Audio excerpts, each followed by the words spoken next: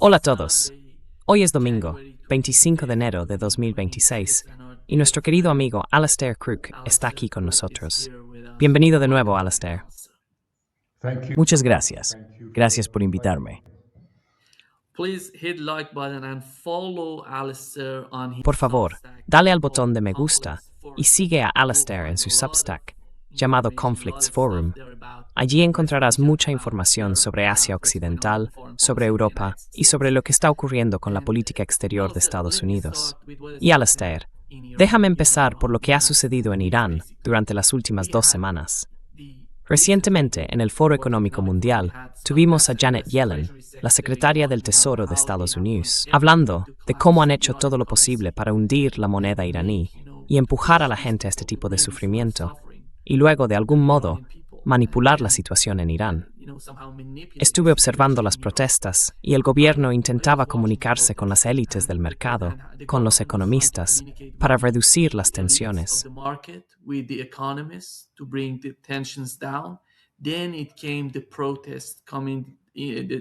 Entonces, las protestas empezaron a disminuir.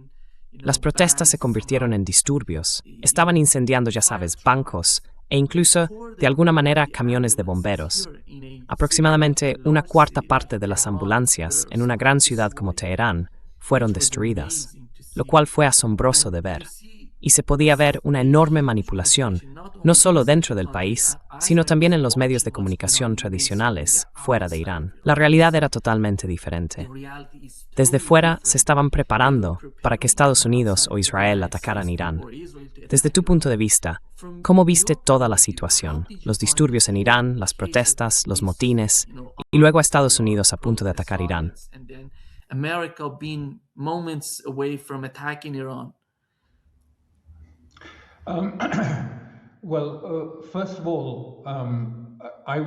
Bueno, ante todo, lo estaba viendo desde el punto de vista de intentar comprender claramente lo que realmente estaba ocurriendo. Y ya sabes, en realidad hubo 2 fases en esto. Hubo una fase en junio, y en ese momento hubo una sorpresa, si se quiere, un ataque sorpresa, porque Trump acababa de anunciar que iba a haber negociaciones con Irán 2 días después. El ataque fue el viernes 13 de junio, y el domingo Witkoff y su equipo debían estar en Omán para reanudar las negociaciones con Irán. Fue un engaño, destinado a pillar a Irán desprevenido. Lo que ocurrió aquel día fue un ataque sorpresa. Esto fue diferente de lo que ha sucedido ahora, pero hubo la inserción de pequeñas unidades encubiertas en Irán.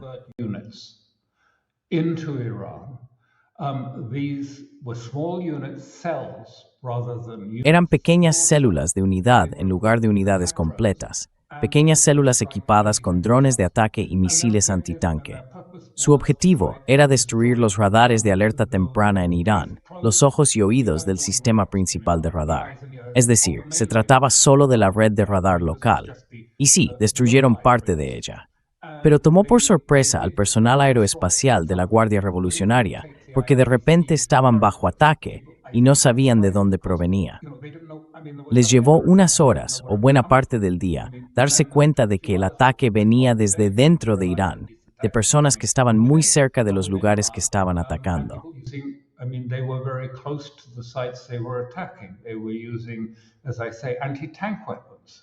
Estaban utilizando, como digo, armas antitanque y pequeños drones que cabían en una maleta. Es decir, los habían introducido de contrabando en Irán con ese propósito. Les llevó un poco de tiempo darse cuenta de lo que estaba ocurriendo, y entonces tomaron la medida correctiva de cortar Internet. Eso desconectó a esas células de los datos y la información de objetivos que les proporcionaba la red de satélites estadounidenses, que crean, por así decirlo, un campo de batalla simulado en la nube. Esos satélites transmitían datos actualizados al momento sobre las posiciones de los radares iraníes a esas células para el apuntado. Pues bien, el corte de Internet detuvo eso.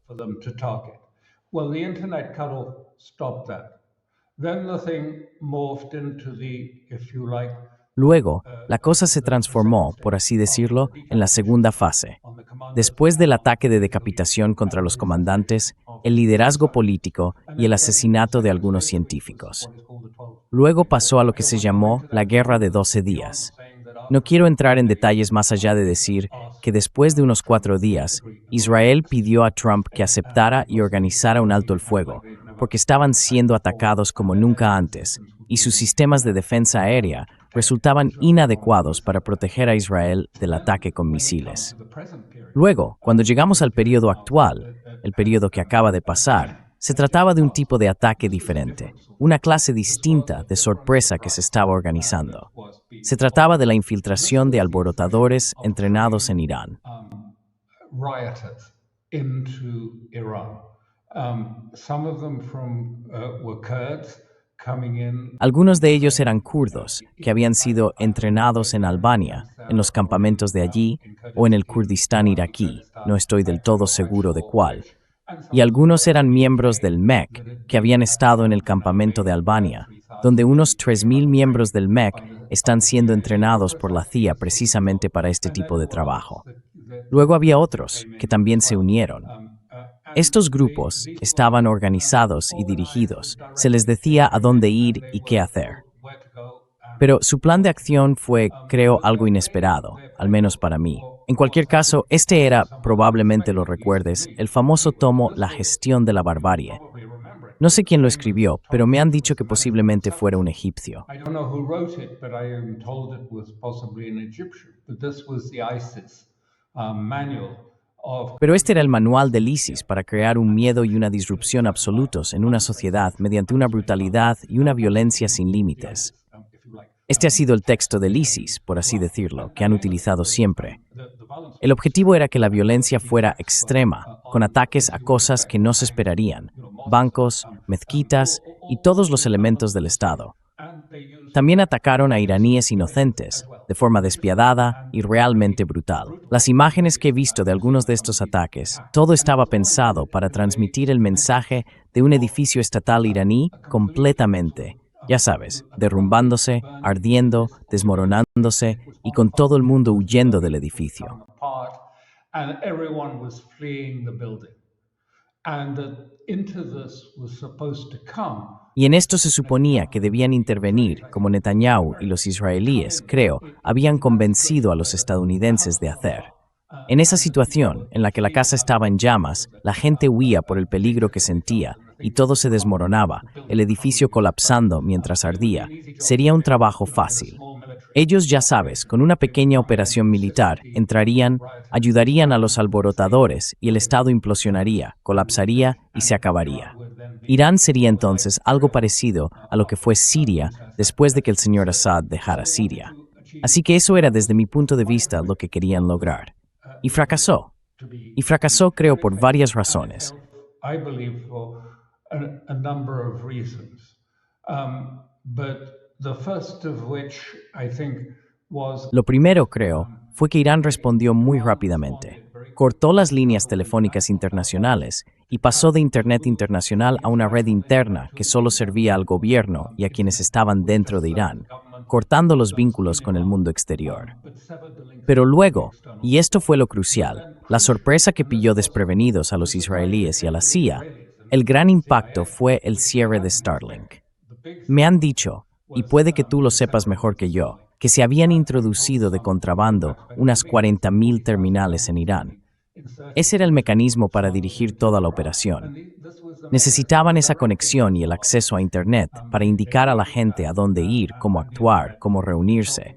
Y creo que entre bastidores también había otro plan, una balcanización de Irán.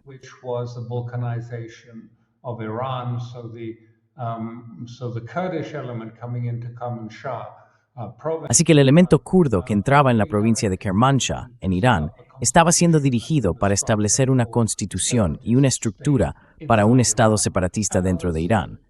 Y otros también. Quiero decir, no sé si los baluches estaban haciendo esto o no, pero claramente esto formaba parte del plan de Israel, más que del de Estados Unidos. Ya sabes, Estados Unidos seguía pensando en términos de cambio de régimen y de la diáspora. Los bahá'íes entrarían y tomarían el control, pero ese nunca fue el plan israelí. El plan israelí era la balcanización y la división del Estado en componentes étnicamente débiles, tal como hemos visto que ha ocurrido en Siria. But the Starlink really after that, I think. Pero el repunte de Starlink después de eso, creo que el punto de inflexión fue alrededor del jueves o viernes de la semana anterior, y luego todo el malestar se disipó casi por completo en 1 o 2 días. Desapareció. Eso fue una sorpresa.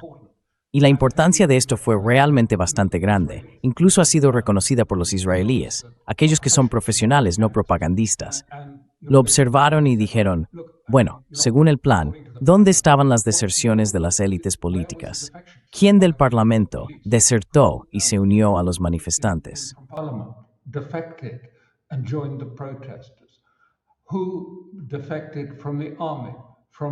¿Quién desertó del ejército, de la Guardia Revolucionaria, del Basij? Nadie. Quiero decir, no hubo nada de sustancia. No existía una oposición real en Irán y no hubo, por así decirlo, fragmentación o fractura de la estructura del Estado. El Estado salió de todo esto intacto. Y los israelíes ahora, prácticamente en sus evaluaciones de inteligencia lo admiten. Hoy estaba escribiendo sobre esto, citando a Ronen Bergman, quien dijo que la evaluación era que la insurrección simplemente no ocurrió. Se detuvo, e incluso continúa diciendo que la cuestión es si alguna vez fue probable o si alguna vez iba a tener éxito.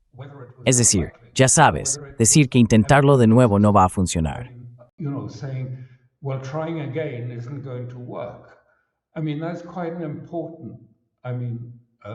Quiero decir, ese es un análisis bastante importante por parte de la evaluación formal de inteligencia israelí al respecto.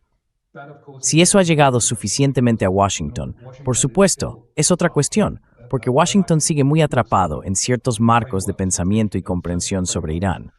Pero creo que recientemente el jefe saliente del Mossad, David Barnea, fue a ver a Trump. Por supuesto, no sabemos qué le dijo, pero sospecho que Trump sí sabe que fue un fracaso. Y por supuesto, ahora están intentando compensarlo. Quiero decir, están afrontando la situación y la forma de afrontarla es, bueno, claro, en realidad no desplegamos un montón de fuerzas en la zona.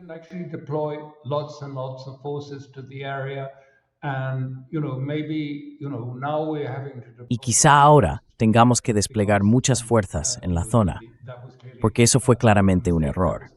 Necesitábamos más para que funcionara y no las teníamos preparadas.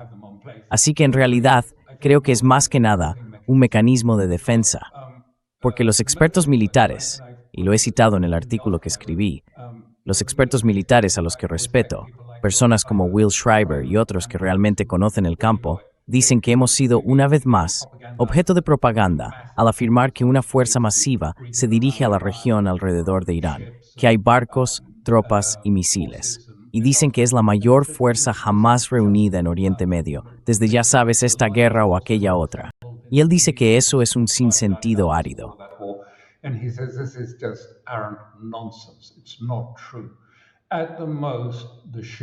No es cierto. Como mucho, los barcos y formaciones que llegan frente a la costa de Irán podrían tener más o menos unos 350 misiles Tomahawk que podrían ser lanzados desde ellos. Pero no pueden reemplazarlos una vez disparados, porque muchos de esos barcos tienen que ir a puerto para recargarse. Y él dice, ya sabes, 350 sobre Irán, el tamaño de Irán, y con los sistemas de misiles iraníes dispersos por todas partes, a lo largo del país, un país del tamaño de Europa. Quiero decir, ya sabes, 350 Tomahawks. Sí, pueden causar cierto daño. ¿Van a destruir Irán? No. Así que ya sabes, ¿es esto otra vez más un mecanismo de adaptación para intentar complacer a Trump por si decide que quiere terminar el trabajo, como dicen los israelíes?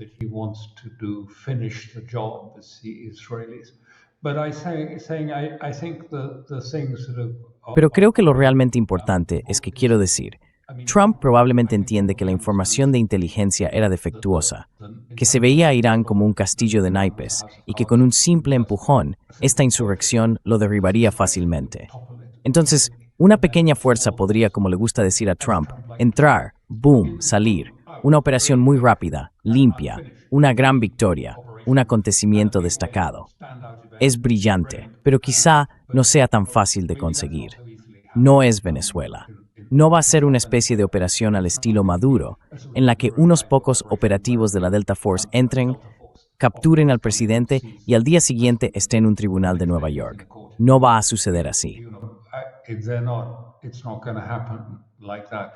And even the Israelis admit that they didn't know they'd wanted to try. Incluso, los israelíes admiten que en su momento quisieron intentar asesinar al líder supremo en una ronda anterior, pero no pudieron encontrarlo. Así que esto creo es donde estamos ahora, en el caos, en esa especie de confusión persistente de Davos y Groenlandia, y todas las demás distracciones, y con Zelensky dando lecciones a los europeos sobre sus carencias después de que Howard Lutnick y Bessent también les hubieran dicho a los europeos lo inútiles que son. No es que esté en desacuerdo con el fondo de sus observaciones, pero digo que fue un periodo completamente loco.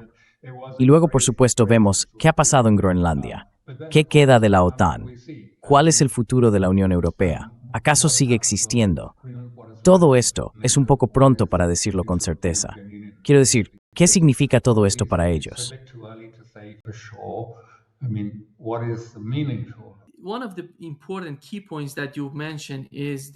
Uno de los puntos clave que mencionaste es el intento, el esfuerzo por parte de los israelíes, junto con esta red de inteligencia, de crear algún tipo de fractura dentro del gobierno, dentro de la administración, dentro del liderazgo aquí en Irán.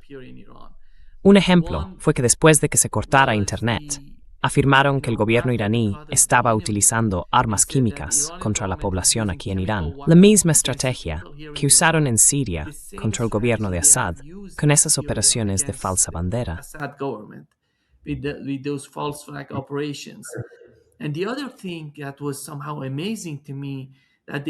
Lo que me sorprendió fue que dijeron que Javad Zarif, el ex ministro de Asuntos Exteriores de Irán, y el ex vicepresidente de Irán están en contacto con Reza Pahlavi, que le envía mensajes a Reza Pahlavi y lleva mensajes de Reza Pahlavi a Rouhani.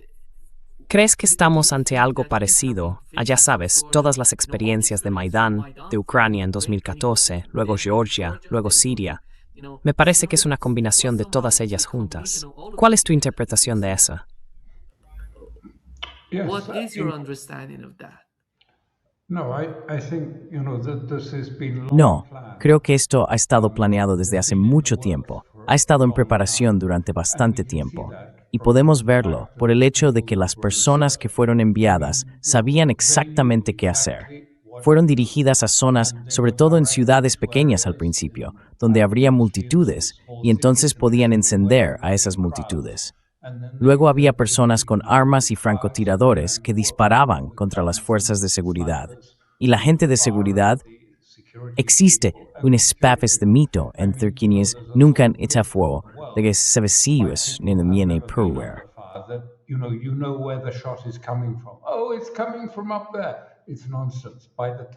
Oh, viene de ahí arriba. Es un disparate. Para cuando oyes el disparo, la bala ya está en ti o ha pasado de largo. Quiero decir, en realidad no sabes de dónde viene. Así que todo fue una acumulación de los elementos presentes, y se centró, por supuesto, ante todo en la economía, en el desplome del rial en Dubái. La venta en corto del rial provocó una auténtica emergencia para los bazaríes y la clase comerciante porque ya sabes, su negocio depende de ello. Incluso, una caída de unos pocos puntos porcentuales en el valor del rial puede perjudicarles gravemente.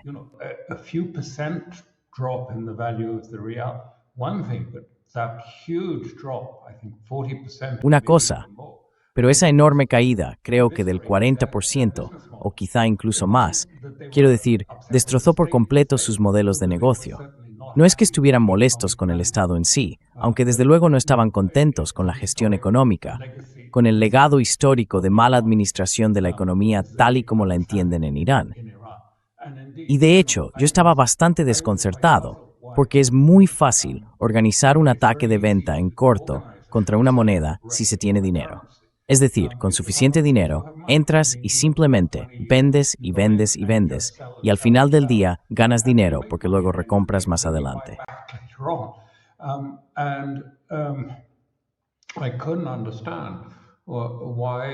No podía entender por qué no existía algún tipo de acuerdo, un acuerdo de intercambio con China o algo parecido, que el gobierno utilizara para hacer que la moneda volviera a subir hasta cierto nivel. Sé que muchas de las reservas extranjeras de Irán siguen congeladas, pero China ha ofrecido apoyo financiero. Sin embargo, Parece que durante este periodo, no lo sé, hablo desde la ignorancia, los sucesivos gobiernos no se han acercado a China para establecer ese tipo de acuerdos. Son acuerdos normales. Rusia suele estar bajo ataque contra su moneda, un ataque de venta en corto. Recuerda que en un momento dado lo llevaron hasta tal extremo que el valor del petróleo llegó a ser negativo durante unos días.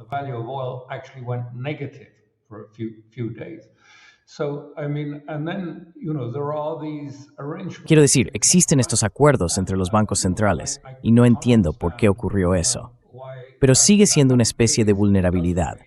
Espero que quizá Irán llame a los chinos y les diga, por favor, solucionad la situación económica, porque es muy difícil. Irán sigue adelante con una mezcla de dos estructuras económicas bastante contrastadas y opuestas. Por un lado, durante aquel periodo anterior, el periodo de Rouhani, adoptamos en cierta medida un enfoque neoliberal en Irán e intentamos eliminar las subvenciones y tener una economía de mercado propiamente dicha, como dirían ellos. Pero ante todo, eso no es algo fácil de hacer, porque no se puede simplemente arrancar el suelo bajo los precios de la harina y de otros elementos clave de la economía.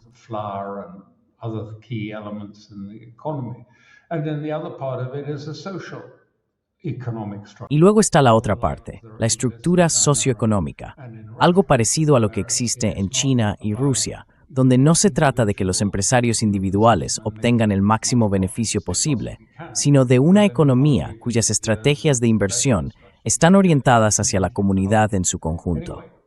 En cualquier caso, eso es algo que Irán tendrá que resolver cuando todo esto pase y llegue el momento de replantearse las cosas. No sé por qué ocurrió. Quiero decir, quizá hubo tensión entre quienes miraban hacia el este y quienes miraban hacia el oeste.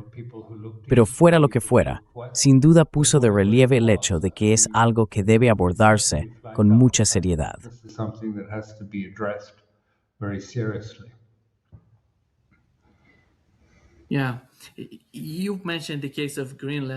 Sí, mencionaste el caso de Groenlandia, que fue uno de los temas más candentes en Davos, en el Foro Económico Mundial. Donald Trump quiere Groenlandia y Europa no sabe cómo afrontar eso. No sabe cómo entender la situación con la política actual de Estados Unidos. Cuando observas Groenlandia, cuando ves la manera en que Donald Trump y J.D. Vance hablan sobre Groenlandia y el futuro de la OTAN, estos países, los países europeos, han sacrificado mucho en la guerra en Ucrania. La economía alemana en serios apuros está afrontando muchas crisis en mismito.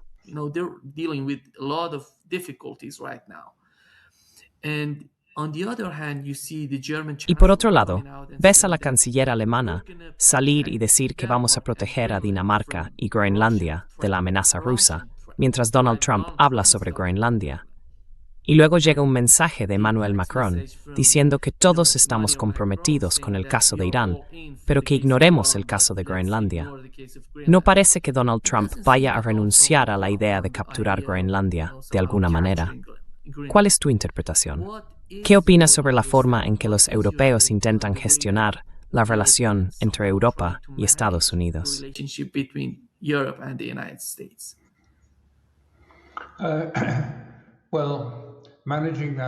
Bueno, gestionar esa relación entre Europa y Estados Unidos, quiero decir, no creo que vuelva a ser como antes. Ha cambiado, está rota, y creo que hubo una reunión del Consejo Europeo de los jefes de Estado el jueves, y ese fue, en general, el consenso. Ya sabes, no hay un camino de vuelta a la relación que solía existir entre Europa y Estados Unidos. Y por supuesto, eso afecta a la OTAN y a toda la cuestión de la OTAN tal como está. Lo de Groenlandia tiene una historia curiosa, en el sentido de que creo que el señor Bolton dijo que fue en 2018 cuando un multimillonario le propuso a Trump que comprara Groenlandia. Y luego, en 2019, durante su primer mandato, Trump intentó realmente comprar Groenlandia.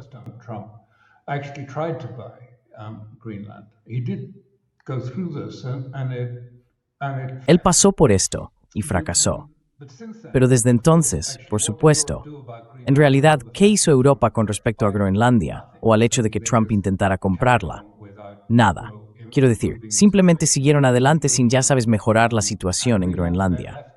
Y luego Groenlandia abandonó la Unión Europea por los derechos de pesca, porque no aceptaba la política pesquera de la UE. Groenlandia depende de la pesca y esa política la amenazaba.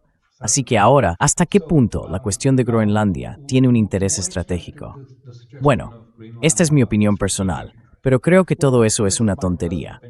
Quiero decir, no hay duda de que Rusia o China estén a punto de apoderarse de Groenlandia. Ya sabes, Groenlandia es básicamente una capa de hielo de 1 kilómetro de espesor. Kilometer thick ice pack, basically. And yes, it has got minerals under it, but these minerals Y sí, tiene minerales debajo, pero esos minerales son casi inaccesibles, salvo en la zona costera, cerca del mar. Pero quiero decir, el coste, ya sabes, atravesar el hielo para extraer minerales, y además no hay sistema de transporte ni infraestructura. ¿Funcionaría siquiera la maquinaria en ese tipo de, quiero decir, temperaturas extremas? No creo que tuviera ningún sentido. Los estadounidenses tienen un acuerdo con Groenlandia desde 1951 que les permite establecer bases allí. Tienen un sistema de radar de alerta temprana en Groenlandia. Tienen bases de misiles en Groenlandia. No es como si no hubieran estado allí. Las han tenido durante años. Así que creo que a veces tendemos a sobreanalizar estas cosas. La realidad es que Estados Unidos está bastante acostumbrado a comprar territorio. America has been quite used to buying territory. It bought Alaska from the Russians. It bought Compró Alaska a los rusos, compró Luisiana antes de eso. Y Trump miró el mapa y pensó, bueno, eso encajaría bastante bien con nosotros. Y además podría decirles a los estadounidenses, mirad lo que he hecho, a diferencia de otros presidentes. Quiero decir, esto es incluso más grande que Alaska. Hemos añadido más territorio que incluso la compra de Luisiana, que fue mucho mayor. Y ya sabes, si tomamos Groenlandia, mira el mapa, sería parte de América. Así que creo que es bastante, quiero decir, ya sabes. Y él dijo, no quiero arrendarla, pero es un hombre del sector inmobiliario. I don't want to lease it.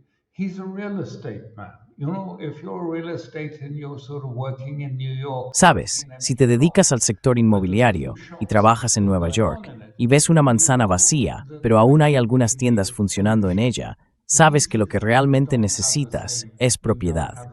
Los arrendamientos no te dan la misma capacidad para desalojar a la gente y construir tu próxima torre o lo que sea. Así que creo que él quiere ser el propietario. ¿Va a cambiar algo estratégicamente? Diría que no mucho, quizá de forma marginal, pero está ocurriendo de todos modos. Quiero decir, el Ártico está cobrando importancia principalmente por los pasos, el paso del noroeste y la ruta a través del estrecho de Bering, y así sucesivamente. El hielo sigue ahí, pero ya sabes, Estados Unidos no está realmente preparado para ello. And America isn't ready for it, really. They have one icebreaker. Tienen un rompehielos, mientras que Rusia tiene unos 14 que atraviesan la zona.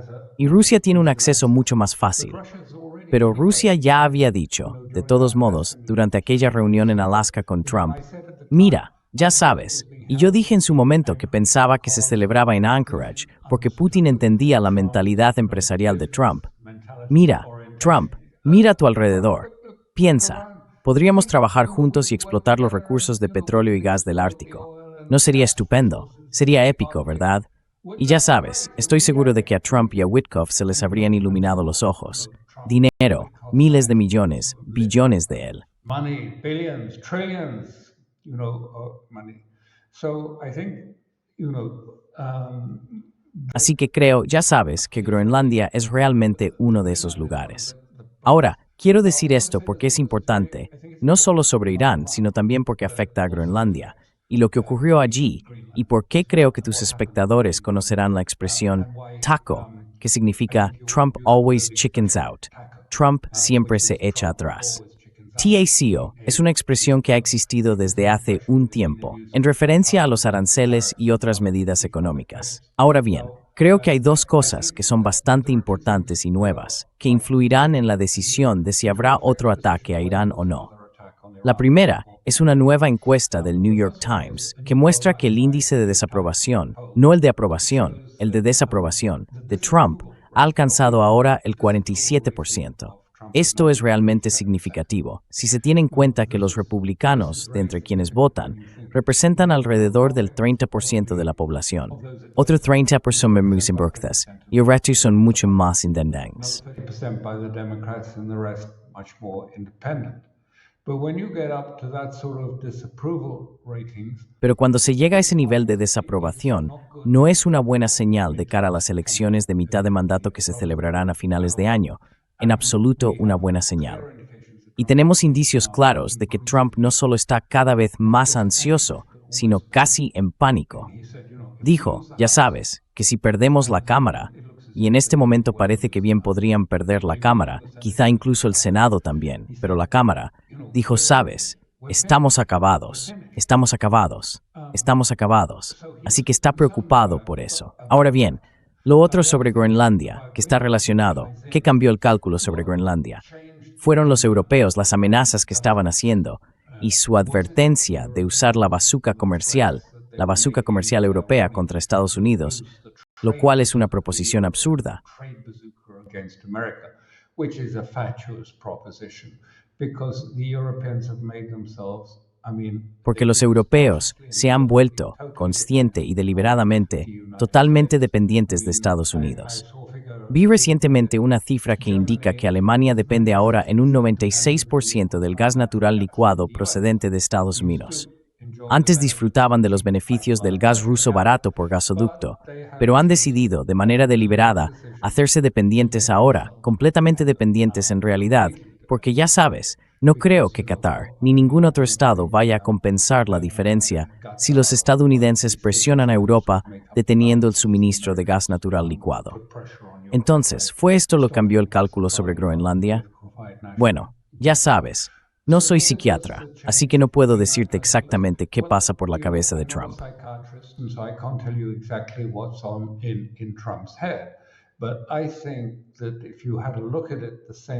Pero creo que si lo hubieras mirado ese mismo día, hubo una casi implosión en el mercado de bonos. Cuando anunció los aranceles a los estados europeos que no aprobaron su intento de apoderarse de Groenlandia, el mercado de bonos se desplomó.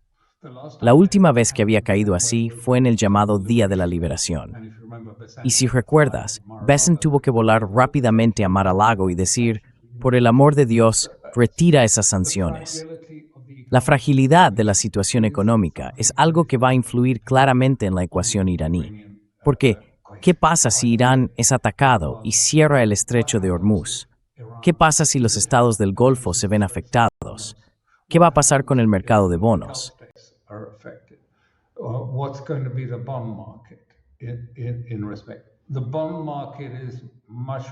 El mercado de bonos es, en mi opinión, una limitación mucho mayor para lo que Trump está pensando. ¿De dónde le gustaría obtener su próxima victoria, su siguiente maniobra después de Maduro?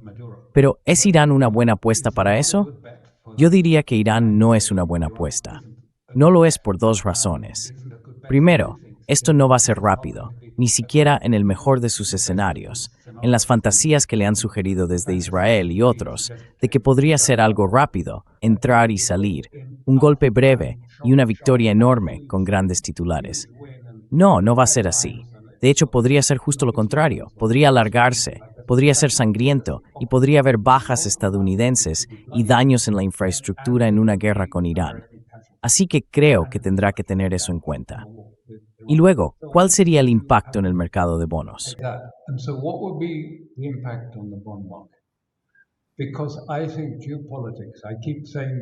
Porque creo que la geopolítica, lo he dicho antes, y la gente me mira como si estuviera un poco loco, pero pienso que toda la geopolítica estadounidense en este momento gira en torno a la situación de la deuda, el mercado de bonos y el mercado bursátil. Estas son las cuestiones clave que necesita, con el dinero fluyendo hacia adentro. Cualquier cosa que parezca obstaculizar eso, como caídas inesperadas de aranceles y demás, inquieta a un mercado de bonos muy nervioso, en el que los tipos de interés no están bajando, sino subiendo, y la gente a veces compra más oro en lugar de invertir su dinero en bonos del Tesoro de Estados Unidos. Así que creo que ya sabes, las encuestas, las noticias y las perspectivas, Trump quiere una victoria. Yes, he wants a win. Ahora creo que quizá haya tenido el delirio de que podría, ya sabes, hacer que la Delta Force volara, capturara al líder supremo y lo llevara ante un tribunal en Nueva York al día siguiente. Es un completo disparate, una fantasía total. Ya sabes, de acuerdo, funcionó una vez, pero funcionó por circunstancias muy diferentes, y aquí no funcionará en absoluto. Y creo que posiblemente está empezando a darse cuenta de eso. Se acerca, creo, el aniversario de su investidura, y luego 250º aniversario de la fundación de Estados Unidos. Estoy seguro de que quiere un gran espectáculo, un acontecimiento destacado que acapare los titulares, atraiga la atención del mundo, tenga buena imagen y sea claramente una victoria. Así que sí, creo que quiere eso.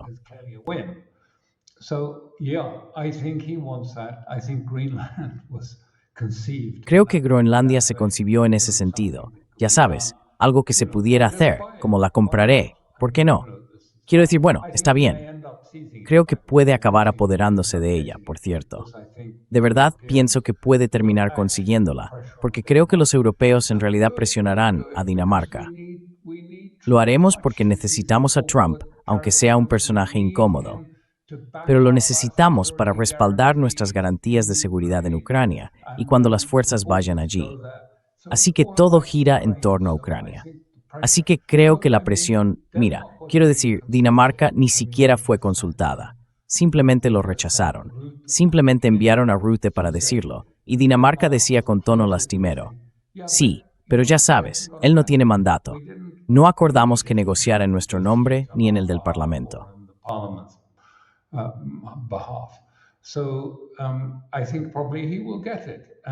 Así que creo que probablemente lo conseguirá y surgirá en el momento adecuado. Ya sabes, Dinamarca negociará y acordará una pequeña compensación por transferir la soberanía a Estados Unidos. Solo estoy suponiendo, no tengo información privilegiada, pero así es como interpreto la situación. Los europeos, a pesar de toda la angustia y ansiedad que han mostrado en Doha, no quieren perder a papá. Quieren mantener a papá en juego. Y todavía piensan que quieren que venga y acepte respaldar a los europeos. Si alguna vez, bueno, por supuesto, no creo que sea probable en un futuro previsible, logran un alto el fuego.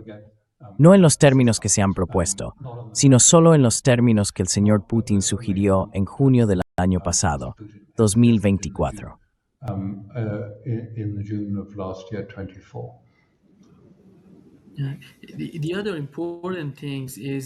Lo otro importante es la Junta de la Paz, que de algún modo entusiasma a Donald Trump.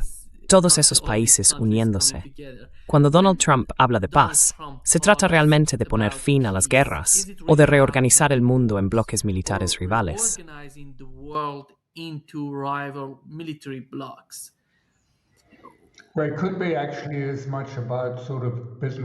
Bueno, en realidad podría tratarse tanto de oportunidades de negocio y acuerdos inmobiliarios como de cualquier otra cosa, porque ya sabes, todos estos conflictos, mira Gaza y todo lo que se menciona. Quiero decir, ya sabes, Kushner y otros han dicho, sí, mira nuestros planes, rascacielos, y hay grandes oportunidades de inversión. Esto va a generar miles de millones para los inversores implicados. Así que parece que se trata tanto de, ya sabes, parte de lo que Trump ha dicho, que su política no es solo transaccional, sino que ve la política como algo totalmente ligado a los negocios. Y esto es una de las cosas que ha perseguido en Rusia, viendo que Witkoff y Kushner están allí, que de algún modo todas las partes interesadas necesitan obtener algún tipo de beneficio.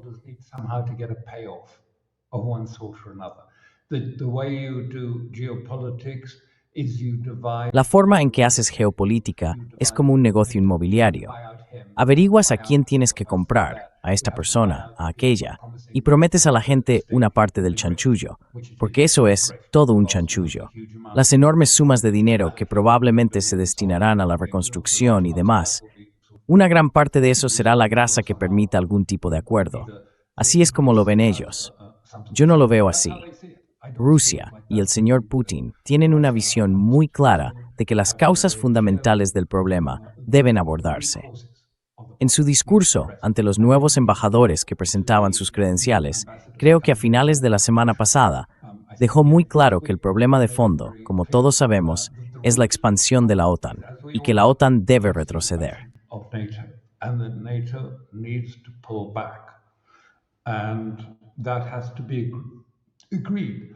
Y eso tiene que acordarse no entre un par de empresarios, sino formalmente, de Estado a Estado, en un tratado o en un documento legal, no como se hizo verbalmente el fin de la Guerra Fría en 1991. Y ahora la gente suele decirles a los rusos, o les ha estado diciendo, ¿hubo algún acuerdo de que no se avanzaría ni una pulgada más? ¿Lo teníais por escrito? Pues no, no lo tenían.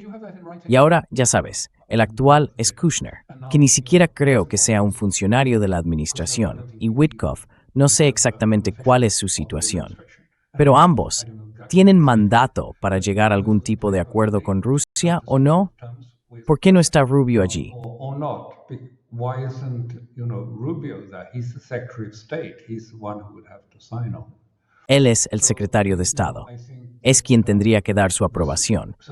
Así que, ya sabes, creo que todo este asunto, todo lo relacionado con los negocios, las partes interesadas y comprar a la gente, ahora se está trasladando a su propio proceso. Pero si lo lees, deberías leer la Carta Fundacional Real, porque es bastante clara. Quiero decir, todo el asunto está presidido por el señor Trump. Él nombra, o no nombra, o destituye a las personas que serán sus miembros. No tiene nada que ver con Gaza. People who will be the members of this. It's not about Gaza. There is another piece, a subordinate piece. It's about Hay otra parte, una parte subordinada sobre Gaza. Pero el proceso de paz principal, por así decirlo, trata esencialmente de resolver conflictos y cuestiones donde quiera que surjan, y Trump será el árbitro. La gente aportará dinero, y ese dinero irá a Trump, y él decidirá cómo gastarlo. Asumirá muchas de las funciones y roles de las Naciones Unidas, en la práctica, especialmente del Consejo de Seguridad. Así que los europeos también están bastante inquietos por esto. Quiero decir, ¿dónde nos deja esto? Trump ya ha dicho que no cree que exista algo llamado derecho internacional. Entonces, ¿de qué está compuesto ahora el panorama geopolítico, por así decirlo? the geopolitical, if you like, landscape composed of now. Just force majeure, just the ability. Solo fuerza mayor, simplemente la capacidad de usar la fuerza. Ya sabes, quienes tienen poder lo usarán, quienes no tendrán que sufrirlo. Básicamente, ese es el lema de esta nueva estructura. Y así, los europeos, algunos de ellos se niegan a unirse, no han llegado a un acuerdo sobre qué hacer. Pero luego está la cuestión de la OTAN ahora. Quiero decir, la OTAN, obviamente pusieron a Rutte para encargarse de las negociaciones sobre Dinamarca, para subrayar el papel de la OTAN y su continuidad, porque están desesperados porque la OTAN siga existiendo por todo tipo de razones, entre ellas que es un fondo de maniobra en Bruselas. La OTAN tiene mucho dinero allí y financia conferencias, viajes, estructuras de investigación y cosas por el estilo. Paga el salario de mucha gente, así como sus conferencias y otras actividades, así que están desesperados por mantenerla. Conferences and other things, so they're desperate to keep it.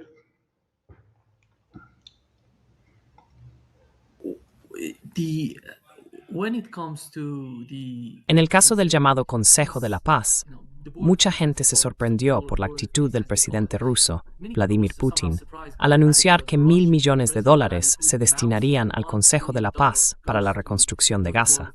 Y sabemos que, si se toman $1.000 millones de los activos rusos congelados, hay que liberar todos.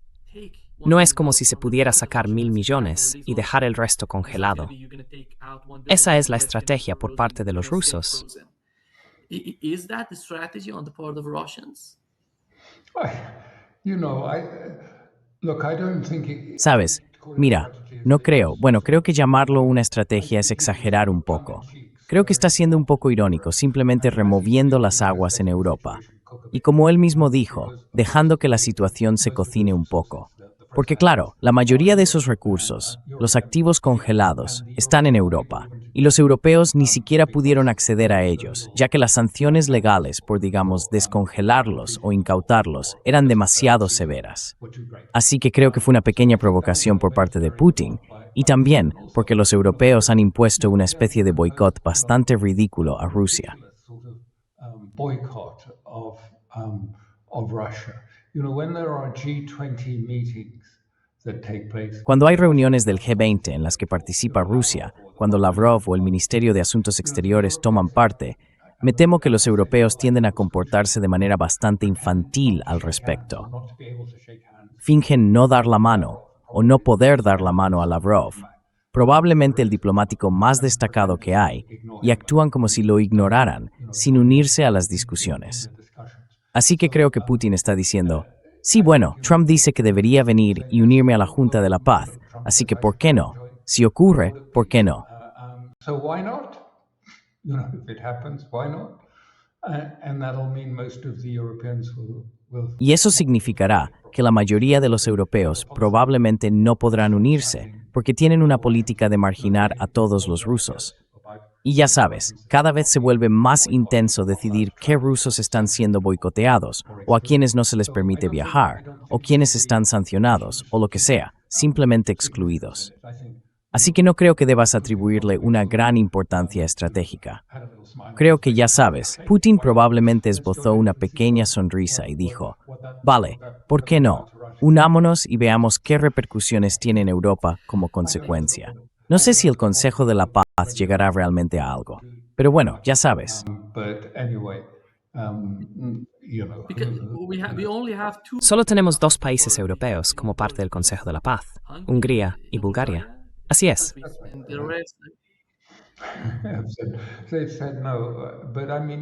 Han dicho que no. Pero quiero decir, ya sabes, quizá a Trump le guste así. Obviamente desprecia por completo al liderazgo europeo, por todos los comentarios y los ataques que tuvieron lugar en Davos, no de él en particular, sino de parte de su equipo. Incluso hubo una especie de plantón durante la cena después de que Howard Lutnick, el secretario de la Commonwealth, hiciera algunos comentarios. Así que ya sabes, quizás simplemente le gusta. Bueno, él es quien lo preside. Él decide cuál es la agenda, decide cómo se gasta el dinero, decide qué temas abordar. Y el único que está allí es el infame Tony Blair, que supongo representaría a Europa. En fin, ya sabes, mundo loco, ¿verdad? Loco, loco. Crazy world, isn't it? Crazy. Exacto. Creo que eso quedó resumido cuando el primer ministro canadiense dijo que el orden internacional basado en normas simplemente se ha acabado.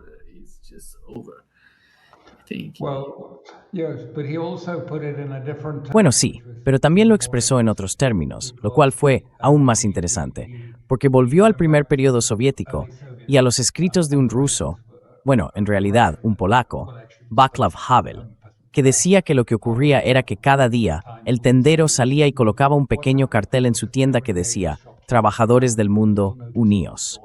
Lo ponía en su escaparate, volvía adentro y seguía con su negocio. Pero un día no lo hizo. Y no fue como si de repente hubiera tenido una especie de revelación que le mostrara que eso ya no era cierto. Todo el mundo sabía desde hacía años que no lo era, pero aún así, todos seguían poniendo los carteles que decían «Trabajadores del mundo, uníos», cuando ya nadie creía que eso fuera a suceder.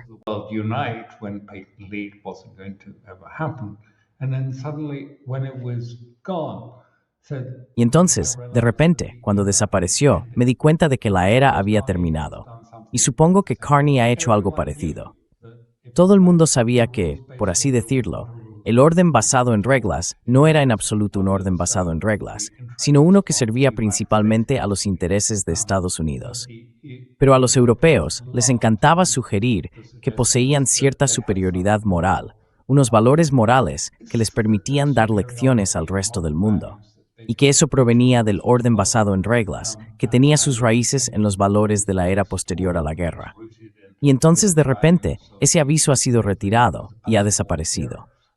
Así que todo el mundo se da cuenta, o al menos ahora tiene que aceptar lo que todos sabían, pero no decían.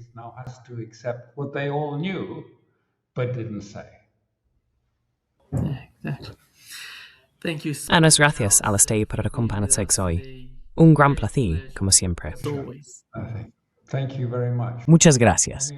De todos modos, disfruta del resto de tu tiempo allí y que tengas un buen viaje de regreso a casa cuando llegue el momento. Gracias. Thank you.